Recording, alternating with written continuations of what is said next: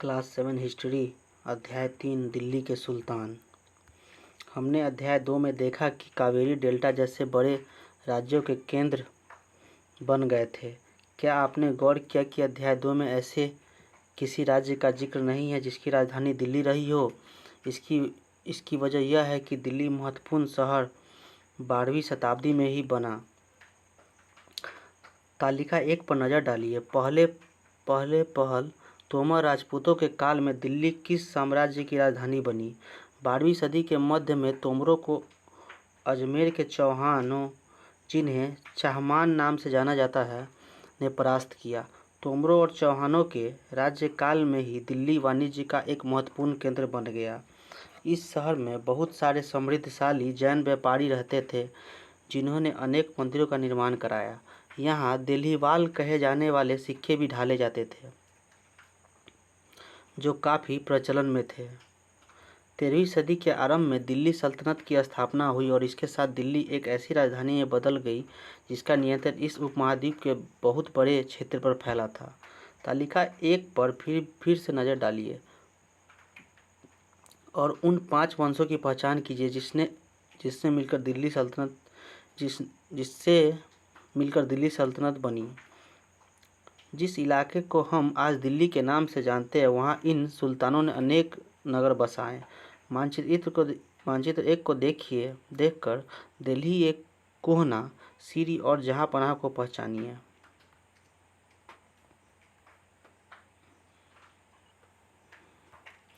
तेरहवीं 14वीं सदी के कुछ दिल्ली सल्तनत के कुछ चुने हुए शहर: फिरोजाबाद, फिरोज शाह कोटला, हौज खास, जहाँपनाह, कुतुब मीनार, हौज सुल्तानी, तुगलकाबाद, आदिलाबाद।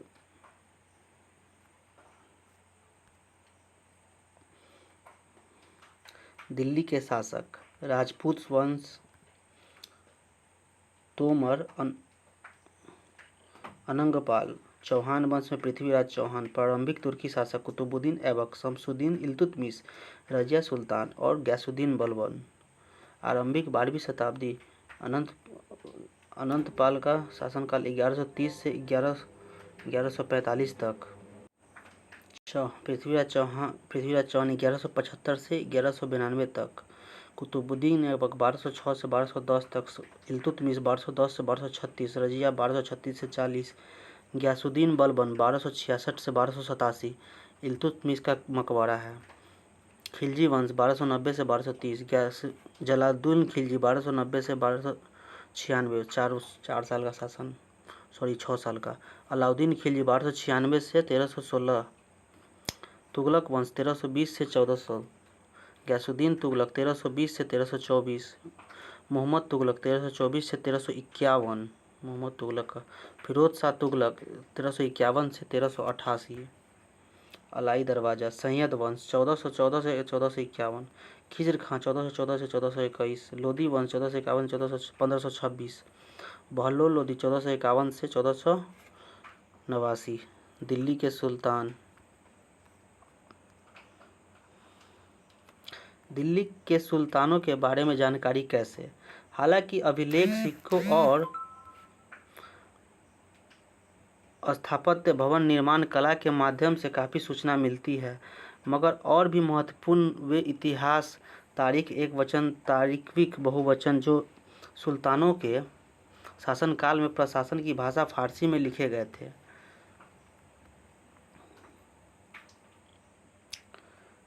चित्र 1: पांडुलिपि को तैयार करने के चरण। कागज़ तैयार करना, लेखन कार्य, महत्वपूर्ण शब्दों और अनुच्छेदों की ओर ध्यान आकर्षित करने के लिए सोने को पिघलाकर उसका प्रयोग, जिल्द तैयार करना। तारीख के लेखन सचिव, प्रशासन, कवि और दरबारियों जैसे सुनिश्चित व्यक्ति होते थे जो घटनाओं का वर्णन भी करते थे और शासकों को प्रशासन संबंधी सलाह भी देते थे। वे न्याय संगत शासन के महत्व पर भी बल देते थे। न्याय चक्र। 13वीं शताब्दी इतिहासकार फकरे मुदबिर बब्बर ने लिखा था, राजा का काम सैनिकों के बिना नहीं चल सकता। सैनिक वेतन के बिना नहीं जी सकते। वेतन आता है किसानों से एकमात्र एकत्रित किए गए राजस्व से, मगर किसान भी राजस्व तभी चुका सकेंगे जब वे खुशहाल और प्रसन्न होंगे। ऐसा तभी हो सकता है जब राजा न्याय और ईमानदार प्रशासन को बढ़ावा दे। क्या आपको लगता है कि न्याय चक्र राजा और प्रजा के बीच के संबंध को समझाने के लिए उपयुक्त शब्द है?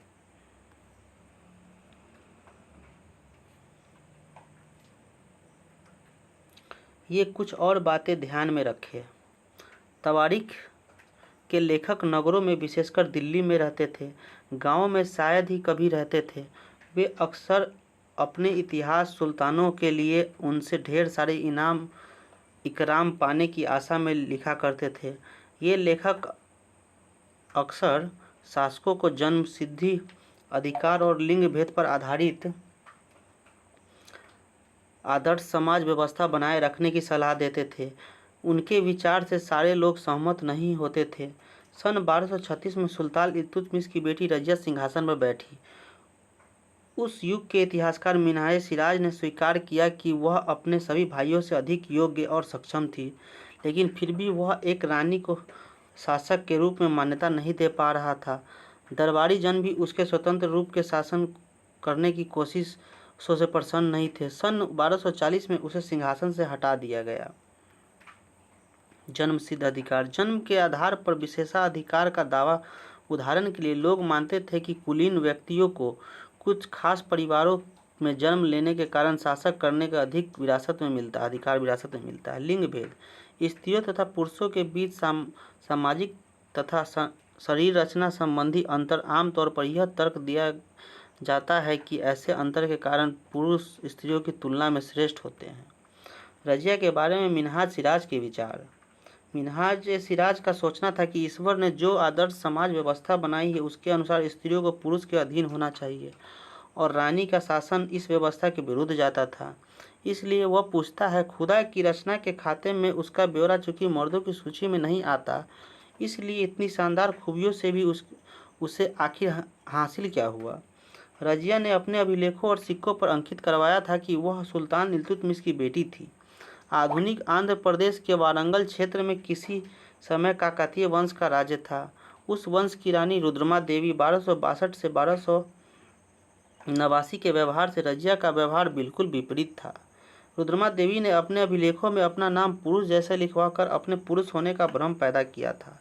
एक और महिला शासक थी कश्मीर की रानी दिद्धा 980 से 1003 तक। उसका नाम दीदी बड़ी बहन से निकला है। जाहिर है प्रजा ने अपनी प्रिय रानी को यह स्नेह भरा संबोधन दिया होगा। मिन्हाज के विचार अपने शब्द में व्यक्त कीजिए। क्या आपको लगता है कि रजिया के विचार भी यही थे? आपके अनुसार स्त्री के लिए शासक बनना इतना कठिन क्यों था? दिल्ली सल्तनत का विस्तार। गैरिसन शहर से साम्राज्य तक। मानचित्र 2 शमसुद्दीन इल्तुतमिश जीते गए प्रमुख शहर। भीतरी प्रदेश। किसी शहर का बंदरगाह के आसपास के इलाके जो शहर के लिए वस्तुओं और सेवाओं की पूर्ति करे भीतरी प्रदेश कहलाते हैं। गैरिसन शहर किलेबंदी बसाओ जहां सैनिक रहते थे गैरिसन शहर कहलाते हैं।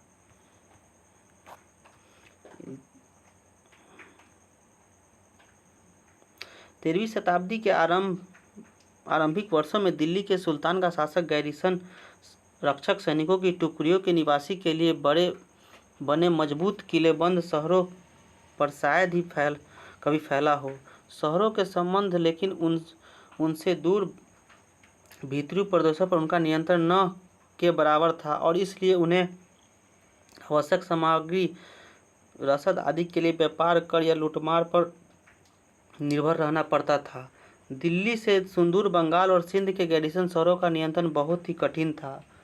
बगावत युद्ध, यहाँ तक कि खराब मौसम से भी उनसे संपर्क में नाजुक सूत्र छिन्न भिन्न हो जाते थे। शासन को अफगानिस्तान से आने वाले हमलावरों और उन सूबेदारों से बराबर चुनौती मिलती रहती थी जो जरा सी कमजोरियों का आभास मिलते ही विद्रोहियों का झंडा खड़ा कर देते थे। इन चुनौतियों के चलते सल्तनत बड़ी मुश्किल से किसी तरह अपने आप को बचाए हुए थी। इसका संस्थापन गयासुद्दीन बलबक के शासनकाल में हुआ और इसका विस्तार अलाउद्दीन खिलजी और मोहम्मद तुगलक के राज्यकाल में हुआ। सल्तनत की भीतरी सीमाओं में जो अभियान चल रहे थे उनका लक्ष्य था गैरीसन शहरों की पृष्ठभूमि में स्थित भीतरी क्षेत्रों की स्थिति को मजबूत करना। इन अभियानों के दौरान गंगा यमुना के दोआब से जंगल को साफ कर दिया गया और शिकारी संग्राहकों तथा चरवाहों को उनके पर्यावास से खदेड़ दिया गया।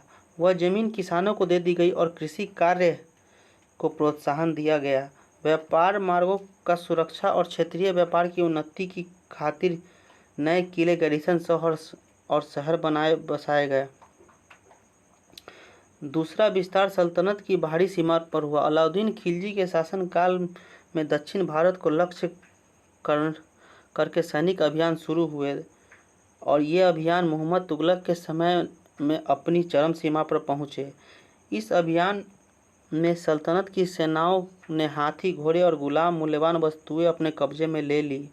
दिल्ली सल्तनत की सेनाओं की शुरुआत अपेक्षाकृत कमज़ोर थी, मगर 150 वर्ष बाद मोहम्मद तुगलक के राज्यकाल के अंत तक इस उपमहाद्वीप का एक विशाल क्षेत्र इसके युद्ध अभियान के अंतर्गत आ चुका था। इसने शत्रुओं की सेना को परास्त किया और शहरों पर कब्जा किया। इसके सूबेदार और प्रशासक मुकदमों में फैसला सुनाते थे और साथ ही किसानों से कर वसूल करते थे। लेकिन इतने विशाल क्षेत्र पर इनका नियंत्रण किस सीमा तक कितना प्रभावी था। अलाउद्दीन खिलजी का दक्षिण भारत अभियान।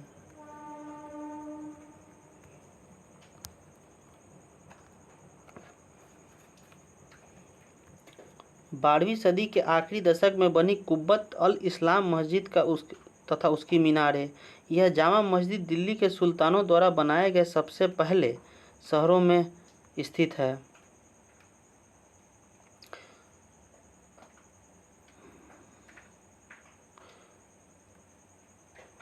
इतिहास में इस शहर को दिल्ली एक कुहान पुराना शहर कहा जा गया है। इस मस्जिद का इल्तुतमिश और अलाउद्दीन खिलजी ने विस्तार किया है। मीनार 3 सुल्तानों कुतुबुद्दीन ऐबक, इल्तुतमिश और फिरोज शाह तुगलक द्वारा बनवाई गई थी। मस्जिद यह अरबी शब्द है जिसका शाब्दिक अर्थ ऐसा स्थान जहां मुसलमान अल्लाह की आराधना से सजदा, घुटने और माथा टेककर करते हैं। जामा मस्जिद या मस्जिद एक जामी वह मस्जिद होती है जहां अनेक मुसलमान एकत्र होकर एक साथ नमाज पढ़ते हैं। नमाज की रस्म के लिए सारे नमाजियों में सबसे अधिक सम्माननीय और विद्वान पुरुष को इमाम नेता के रूप में चुना जाता है। इमाम शुक्रवार की नमाज के दौरान धर्मोपदेश खुतबा भी देते हैं। नमाज के दौरान मुसलमान मक्का की तरफ मुंह करके खड़े होते हैं। भारत में मक्का पश्चिम की ओर पड़ता है। मक्का की ओर से दिशा को किबला कहा जाता है। मक्का की ओर की दिशा को बेगमपुरी मस्जिद यह मोहम्मद तुगलक के राज्यकाल में थी। दिल्ली में उसकी नई राजधानी जहांपनाह विश्व की शरणस्थली की मुख्य मस्जिद के तौर पर बनाई गई। मानचित्र 1 में जहांपनाह को ढूंढिए।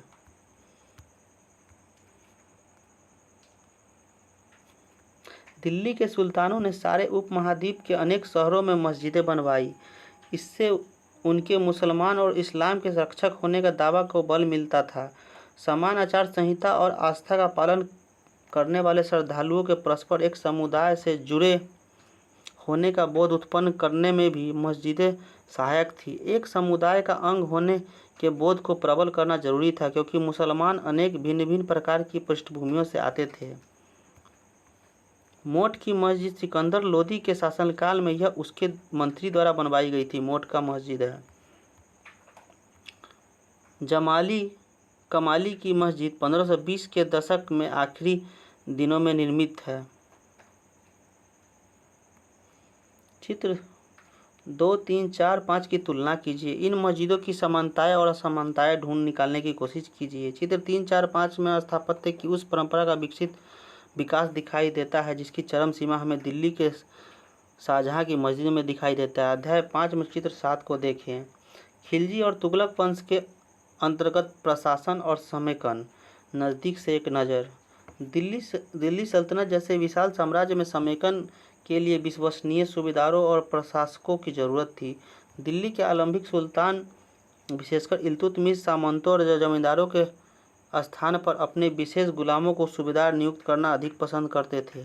इन गुलामों को फारसी में बंदगा कहा जाता है तथा इन्हें सैनिक सेवा के लिए खरीदा जाता था। उन्हें राज्य के कुछ बहुत बड़ी महत्वपूर्ण राजनीतिक पदों पर काम करने के लिए बड़ी सावधानी से प्रशिक्षित किया जाता था। वे चूंकि पूरी तरह से अपने मालिक पर निर्भर होते थे, इसलिए सुल्तान भी विश्वास करके उन पर निर्भर हो सकते थे। बेटों से बढ़कर गुलाम। सुल्तानों को सलाह दी जाती थी, जिस गुलाम को हमने पाला पोसा और आगे बढ़ाया उसकी हमने देखभाल करनी चाहिए, क्योंकि तकदीर अच्छी हो तभी पूरी जिंदगी में कभी कभी ही योग्य और अनुभवी गुलाम मिलता है।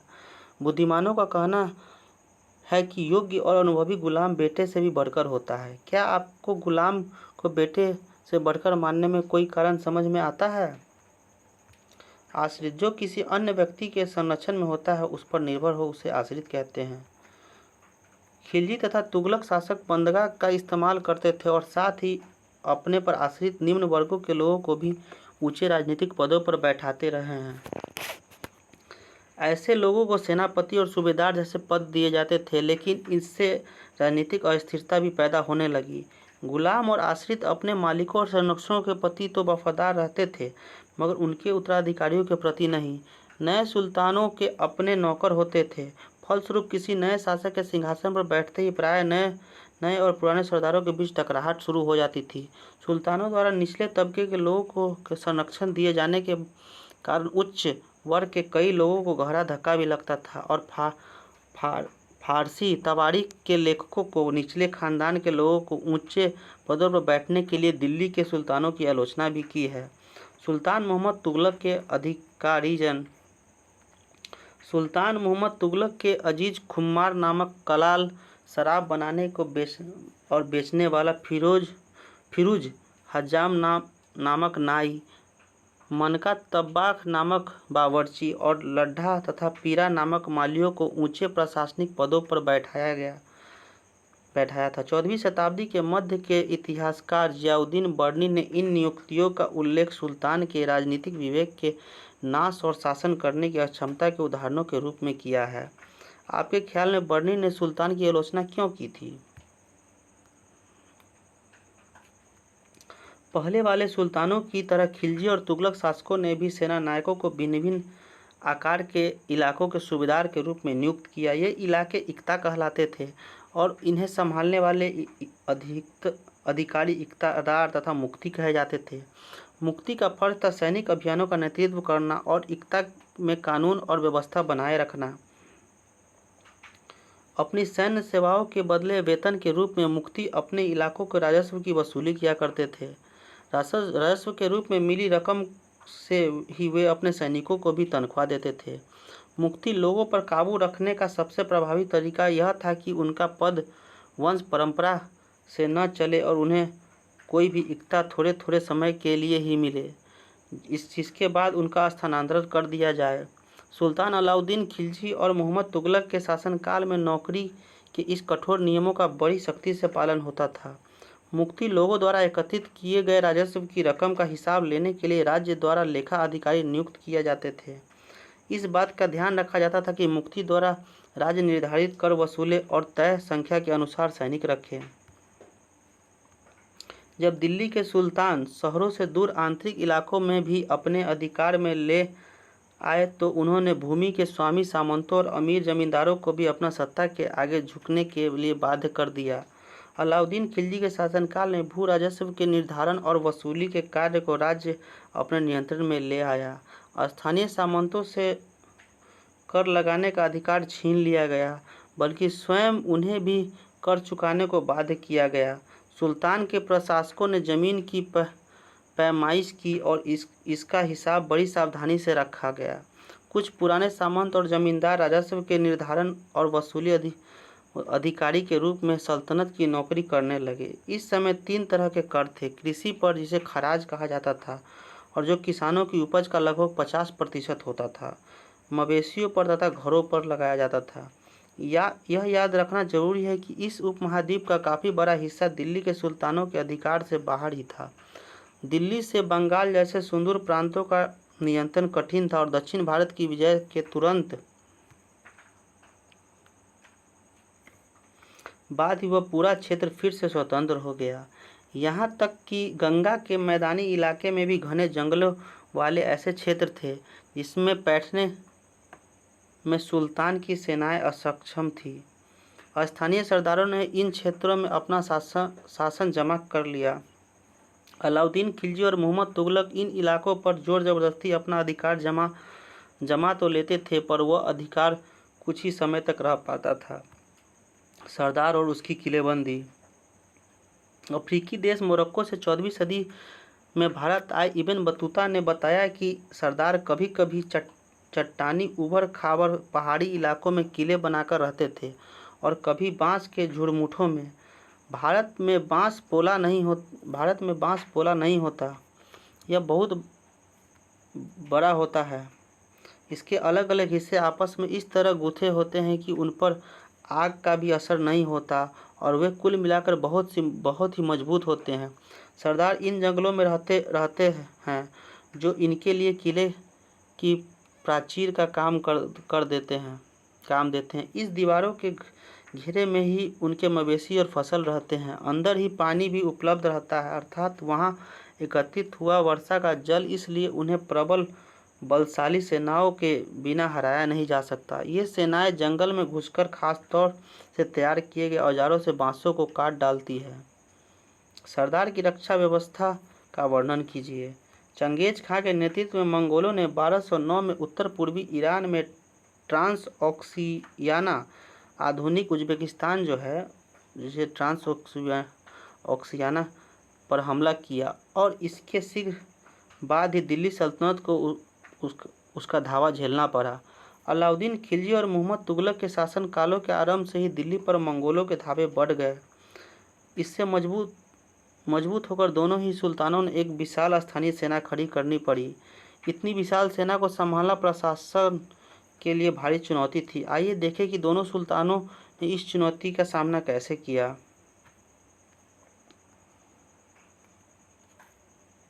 अलाउद्दीन खिलजी और मोहम्मद तुगलक। दिल्ली पर 2 बार हमले हुए, 1299 और 1300 में और 1302 और 1303 में। इसका सामना करने के लिए अलाउद्दीन खिलजी ने एक विशाल स्थानीय सेना खड़ी की। अलाउद्दीन खिलजी और मोहम्मद तुगलक के शासनकाल में प्रारंभिक वर्षों में सल्तनत पर हमला हुआ। मंगोल सेना परास्त हो गई। मोहम्मद तुगलक को अपनी सेना की शक्ति और अपने संसाधनों पर इतना विश्वास था कि उसने ट्रांस ऑक्सियाना पर आक्रमण की योजना बना ली। एक अस्थायी सेना तैयार करना उसका आक्रामक कदम था। अलाउद्दीन खिलजी ने अपने सैनिकों के लिए सीरी नाम के एक नए गैरीसन शहर बनाया। मानचित्र 1 में इस शहर को ढूंढिए। नया गैरीसन शहर बनाने के स्थान पर दिल्ली के 4 शहरों में सबसे पुराने शहर दिल्ली एक वहाना को निवासियों से खाली करवा कर वहाँ सैनिक छावनी बना दी। पुराने शहरों के निवासियों को दक्षिण में बनी नई राजधानी दौलताबाद भेज दिया गया। मोहम्मद तुगलक की सेना को खिलाने के लिए उनकी इलाकों की खाद्यान्न इकट्ठा किया गया, लेकिन सैनिकों की विशाल संख्या की ज़रूरतें पूरी करने के लिए सुल्तान ने अतिरिक्त कर भी लगाए। इसी दौरान उस क्षेत्र में अकाल भी पड़ गया। मोहम्मद तुगलक भी अपने सैनिकों को नगद वेतन देता था, लेकिन कीमतों पर नियंत्रण करने की जगह वह उसे कुछ आज की कागजी मुद्रा की तरह टोकन सांकेतिक मुद्रा चलाई। ये सिक्के धातु के बने होते थे, लेकिन सोने चांदी के न होकर धातु के थे, सस्ती धातु के। 14वीं सदी के लोगों ने इस मुद्रा पर भरोसा नहीं था। वे बड़े चतुर थे।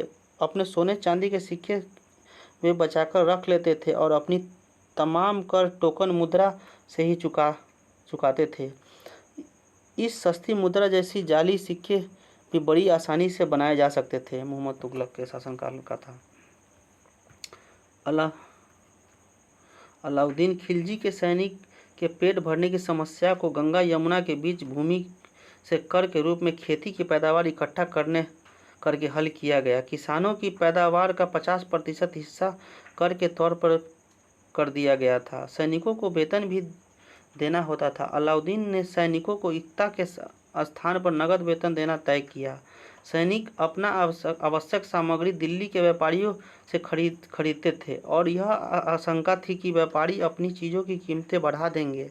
इसे रोकने के लिए अलाउद्दीन ने दिल्ली में चीज़ों की कीमतों पर नियंत्रण लागू कर दिया। अफसर बड़ी सावधानी से कीमतों का सर्वेक्षण करते थे और व्यापारी निश्चित दरों पर उल्लंघन करते थे उन्हें सजा मिलती थी।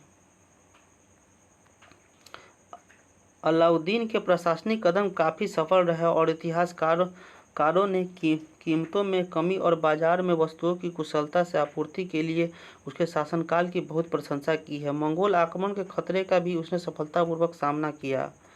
मोहम्मद तुगलक द्वारा उठाए गए प्रशासनिक कदम बेहद असफल रहे। कश्मीर पर उसका आक्रमण पूरी तरह से विफल रहा। तब उसने तुरान पर हमला करने का इरादा छोड़ दिया और अपनी विशाल सेना को भंग कर दिया। इस बीच उसके प्रशासन संबंधी जो कदम उठाए गए उसने कई परेशानियां पैदा हो गई। दौलताबाद ले जाने से लोग बहुत नाराज थे। करों में वृद्धि और गंगा यमुना के दोआब में अकाल के बिछुबह जनता बगावत पर उतर आई और मोहम्मद बिन तुगलक को अंततः टोकन मुद्रा भी वापस लेनी पड़ी। इन तमाम असफलताओं की गिनती करने से हम कभी भूल जाते कि सल्तनत के इतिहास में पहली बार दिल्ली के किसी सुल्तान ने मंगोलों के इलाकों को फतह करने के अभियान की योजना बनाई थी। जहां अलाउद्दीन खिलजी का बल प्रतिरक्षा पर था, वहां मोहम्मद तुगलक द्वारा उठाए गए कदम मंगोल के विरुद्ध सैनिक आक्रमण की योजना का हिस्सा थे। 15वीं तथा 16वीं शताब्दी में सल्तनत तालिका 1 को फिर से देखो। आप पाएंगे कि तुगलक वंश के बाद 1526 तक दिल्ली तथा आगरा पर सैयद तथा लोधी वंशों का राज्य रहा। तब तक जौनपुर, बंगाल, मालवा, गुजरात, राजस्थान, पूरे दक्षिण भारत में स्वतंत्र शासक उठ खड़े हुए थे। उनकी राजधानी समृद्ध और राज्य फल फूल रहे थे। इसी काल में अफगान और राजपूत जैसे नए शासक समूह भी उभरे। इस काल में स्थापित राज्यों में से कुछ छोटे थे तो पर शक्तिशाली थे और उनका शासन बहुत ही कुशल तथा सुव्यवस्थित तरीके से चल रहा था।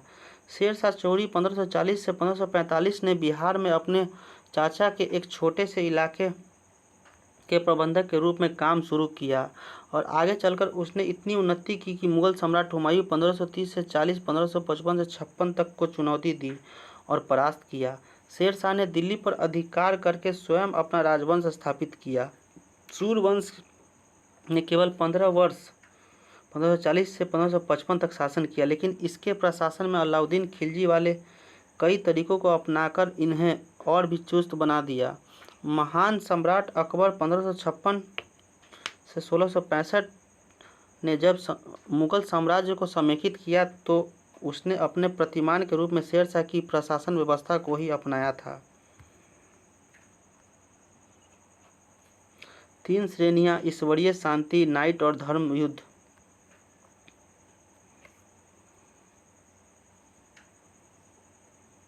तीन श्रेणियों का विचार सबसे पहले 11वीं शताब्दी के आरंभ में फ्रांस के सूत्रबद्ध किया गया।